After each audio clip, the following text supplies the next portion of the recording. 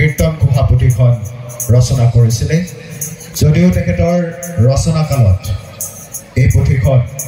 সংকলিত হোৱা নাছিল তেখেতৰ মহাপ্ৰয়াণৰ পাছত মহাপুৰুষ মাধৱদেৱৰ আজ্ঞামতে তেখেতৰ প্ৰধান শিষ্য তথা ভাগিনীয়ে ৰামচৰণ ঠাকুৰে এই কীৰ্তন ঘোষা পুথিখন সংকলিত কৰিছিল আৰু এই ঘোষাৰ আলমতে ঘোষা গীতসমূহ পৰিৱেশন কৰা হয় সেয়েহে এইবাৰ আমাৰ এই সাংস্কৃতিক মঞ্চলৈ ঘোষা গীত পৰিৱেশন কৰিবৰ কাৰণে আমি আমন্ত্ৰণ জনাইছোঁ দুনিবাৰী গাঁৱৰ দৰথী শিৱমক তাৰ পাছতেই সাজু হৈ থাকিব দশা অৱতাৰ নৃত্য প্ৰদৰ্শন কৰিবৰ কাৰণে নিহাৰিকা দেৱীৰ দল মণিকাঞ্চন সাহা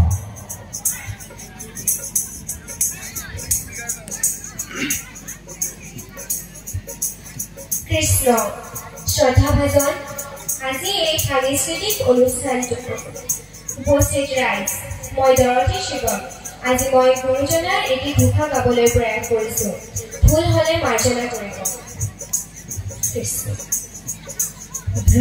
ব্ৰহ্মাদি কৰি জীৱ জগত ৰাম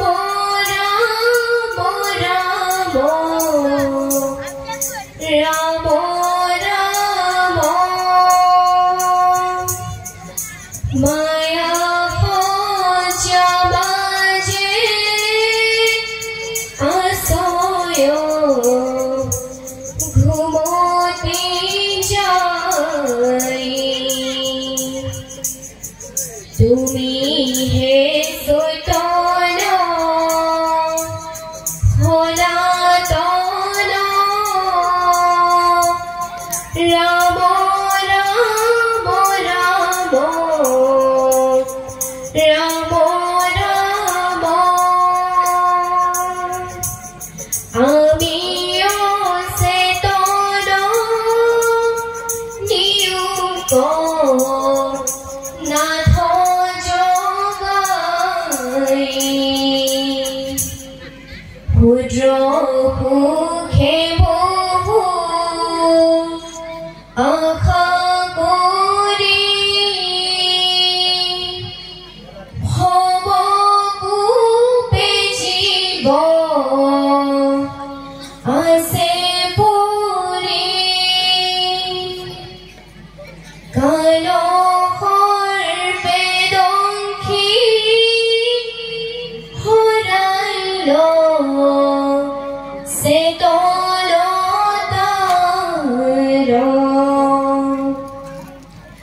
মুখ্য ৰূপত বাক্যামৃত কৃপাই সিঁচিয়া প্ৰতিনিত দয়াময় কৃষ্ণ কৰিও মুখ উদ্ধাৰ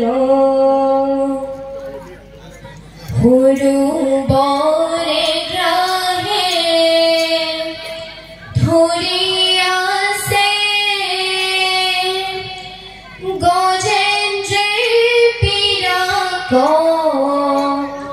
পায়া পাছে আকাশে গুৰুৰ স্তনেশ ক্ৰোধৰি হৰি দেখি সুবৰ্ণ